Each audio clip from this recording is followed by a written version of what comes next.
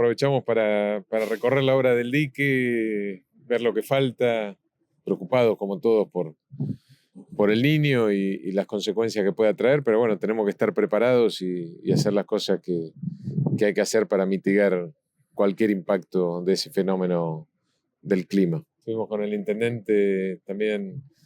viendo la obra de las viviendas de Procrear, las otras 25 viviendas que va a terminar el municipio y las 50 que en pocos días más vamos a reiniciar y terminar desde la provincia a través del IAPB. Y ahora acá en Ibicuy, junto con el intendente, recorriendo las obras tan esperadas de la ruta, después de no sé cuántos años de desinversión, desidia, abandono, corrupción. La verdad que veo mucho movimiento, así que